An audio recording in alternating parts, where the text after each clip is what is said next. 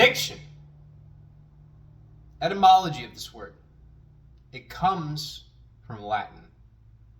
It comes from the word addicere. Ad meaning to. And the ending of the word meaning to give, to surrender, to assign. Used to be jobs back in ancient Rome during this time period where they would have this word. It was an earlier version of addiction. I can't remember exactly what it was called, like the addictio. And these individuals would be assigned to people. It's kind of like your parole officer. Like, hey, you fucked up. I'm going to follow you around, buddy boy. I'm going to follow you around. I'm going to spank you at this little club. Right? So, like, they've had this forever, but back then it didn't mean what it does today, which is when any type of habit, usually the connotation is a negative habit, has control of you. But even in older English, like the 1800s and then to the Middle Ages before that, addiction was all about anything that you give your power to, that now it has control over you in such a way that you spend your energy and your time and you give it to this thing. But it could be positive. It could be something like medicine. It could be something like reading. It could be studying. It could be becoming the best theologian, the best astronomer, whatever it is. You know, you can give your time to something. You can get addicted to it. But it's always interesting looking at etymology, because I think that's the sauce right there. Because I know we cast spells with the words that we say. So when you say you're addicted to something, what you're really saying is that I have surrendered my consciousness, my energy, and my time to the idea of this external object or thing to be present in my life in such a way that I am not able to be present. I'm talking about negative habits. Right? Negative. I think everything in the end will be uncovered as being positive.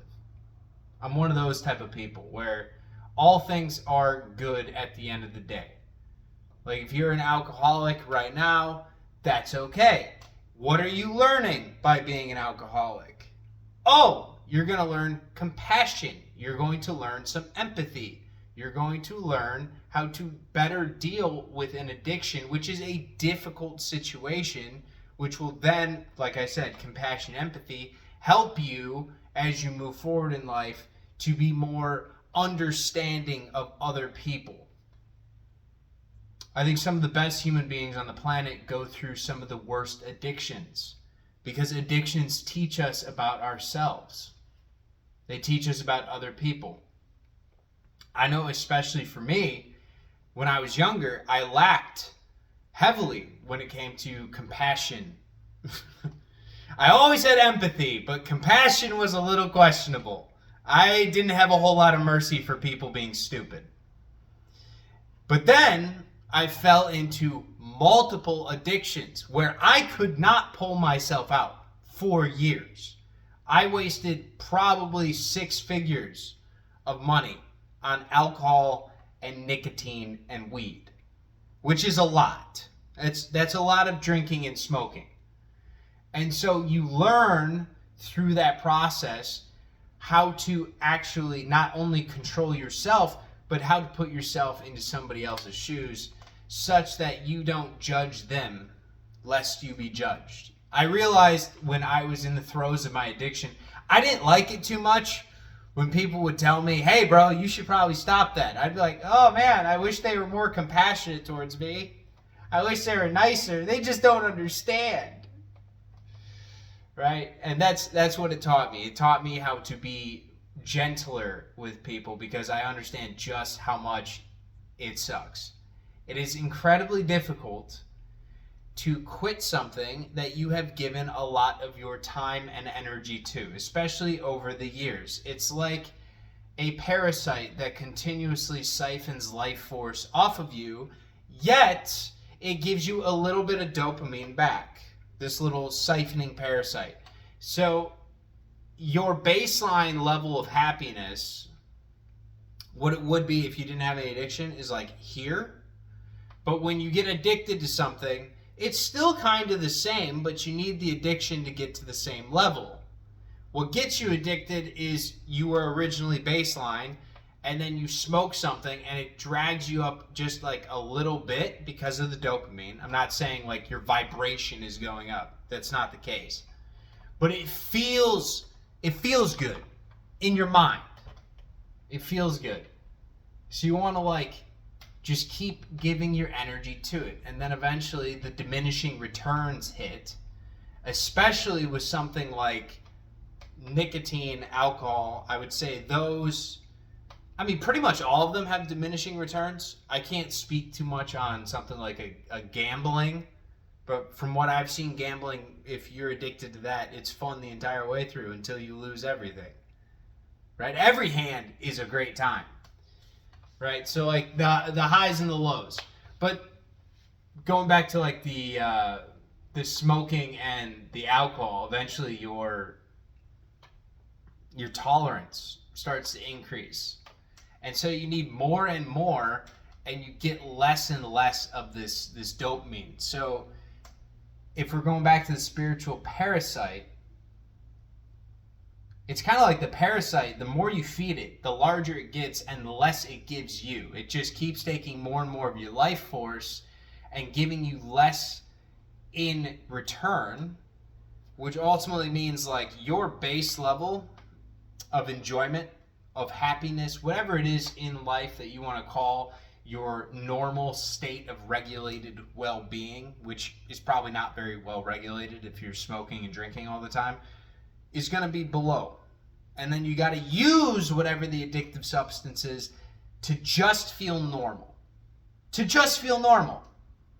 I get it. I've been there. When you're an alcoholic, you feel like shit until you start drinking. When you're a heavy smoker, you feel like shit until you start smoking. When you're addicted to weed, you don't feel like you feel, it's weird. It's like you're in a haze when you're not high, but then you get high and then you feel fucking normal.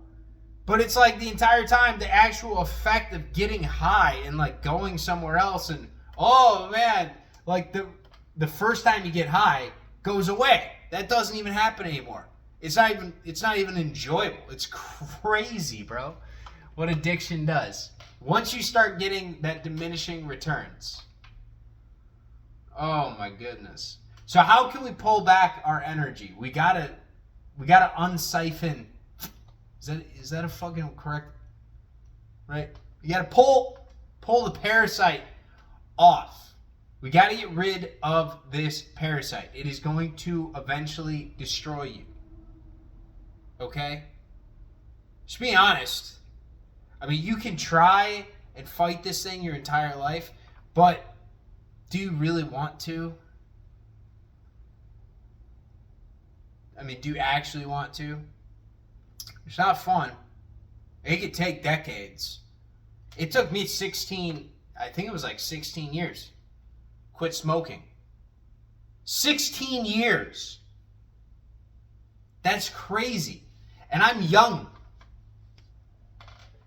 So like there are smokers, I have friends that they smoke all the time, but they're like in their 50s. And they got terrible coughs and OCPD or whatever, all these diseases, all this bullshit, right? All this garbage. You don't want that. Every addiction eventually leads to some type of malady within the body. You don't want any of these things. And I'll tell you the esoteric reasoning behind why you get these sicknesses, why you get disease. I wrote about it in my book. But what it actually is everything in life is sort of like a pendulum. It's an energy structure that wants your energy. Everything outside of you. Okay? Including the addiction. And when you give your energy continuously to an addiction and you have a belief that you are something, let's use smoking as an example because I've been a smoker before. I am no longer one. Okay? I have re-identified. But there was a point in time in which I identified as a smoker. And so I was an adherent to this pendulum, this information structure outside of me. And whether you hate smoking or whether you love smoking, the structure doesn't care. It's a pendulum. It goes back and forth. It loves your hate. It also loves your love. It doesn't care. It's just energy. And its design is to harvest you. And so when you are being harvested, when you are an adherent to the structure, you also will reap benefits from it. It gives energy back to you. And over time, there can be negative consequences or there can be really great byproducts of it. Because like I said, everything is a pendulum. Just like smoking is one, fitness is one. Think about the long-term effects of fitness if you are an adherent to it. Well, you're going to live longer. You're going to have better cardiovascular health. You're going to be stronger. Your bones are probably going to be denser. You might have a better diet as a side effect of being in a fitness community because you're surrounded by people. So there is a cascading avalanche of effects that it has on your life.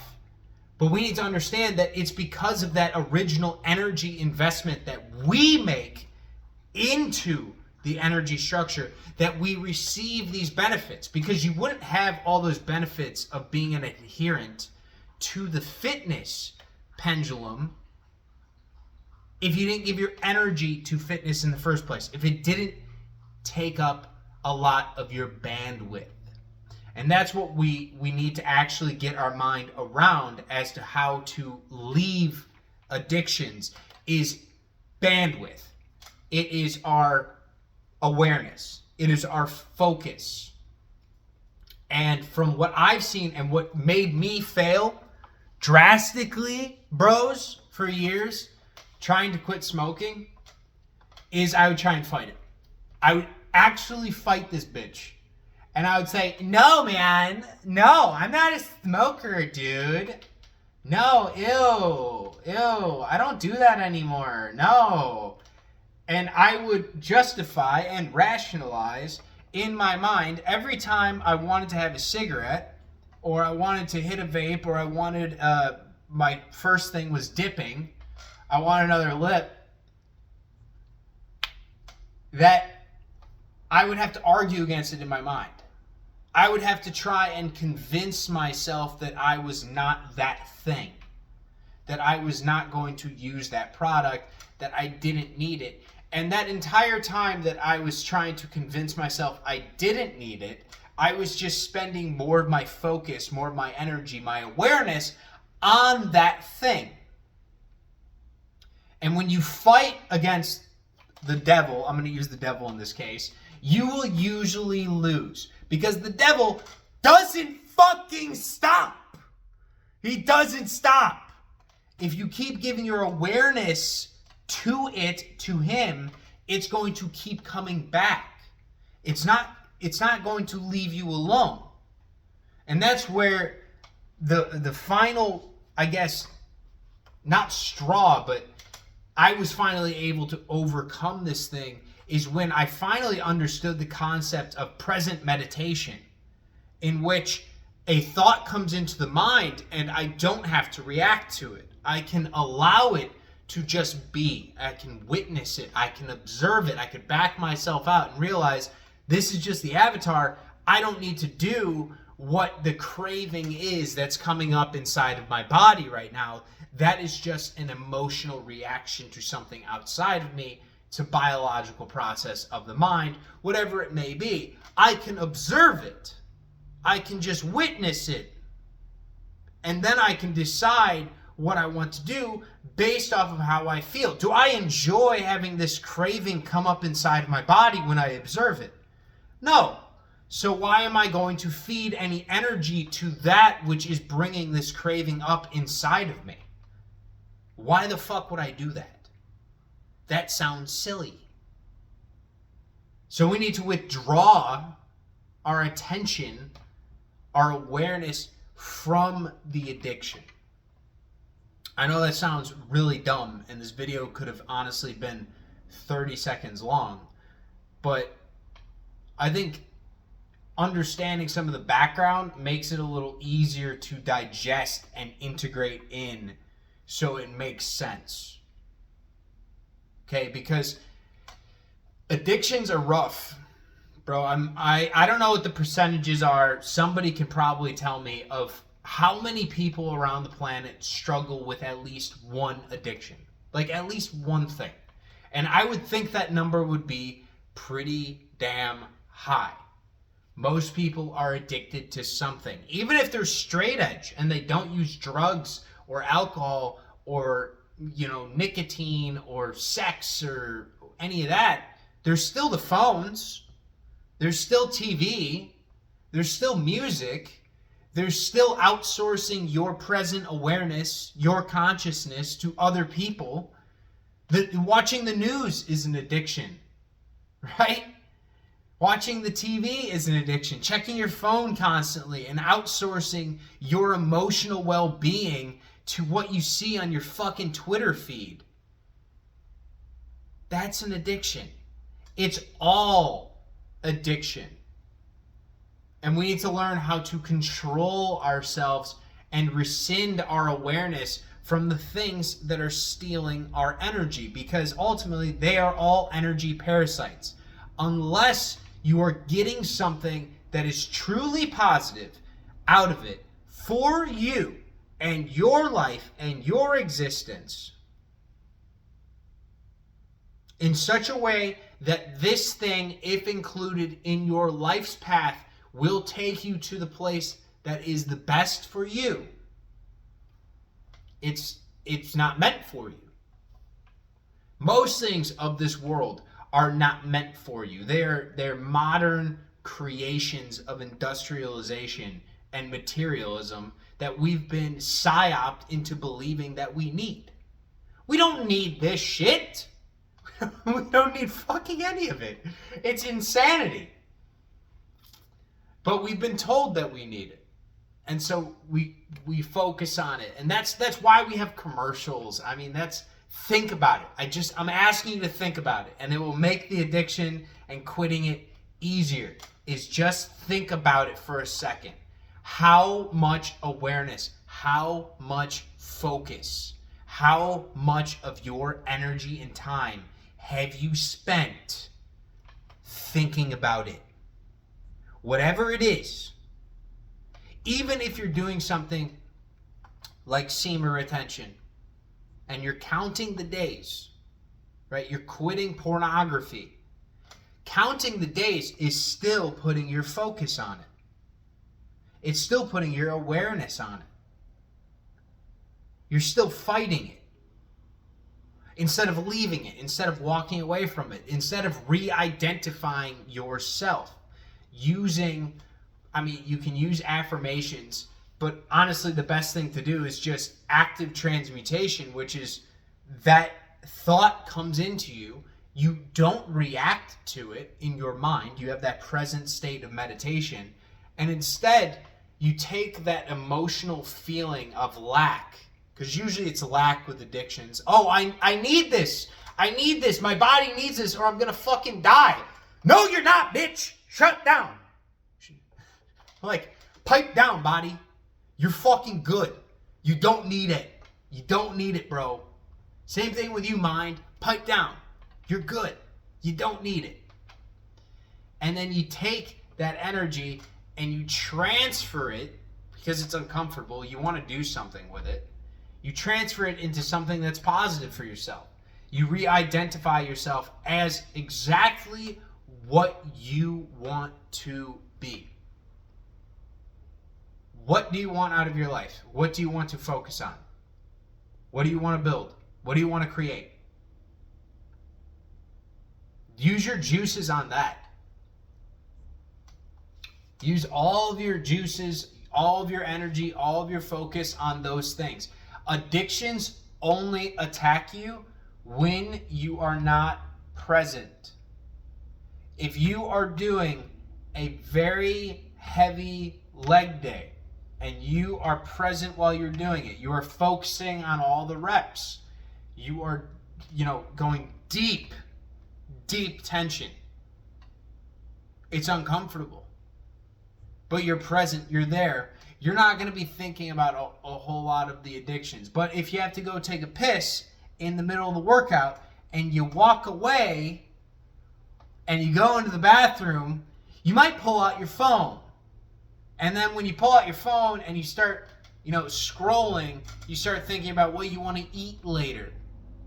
And then you start thinking about the other things that you might want or that you need. And that's when addiction seeps in. It's in that same category. It's always brought about by lack. Even if it's something like sex or pornography, which is lust, lust is brought about by lack. I don't have this right now. I need something. What can fulfill me? God. That one works.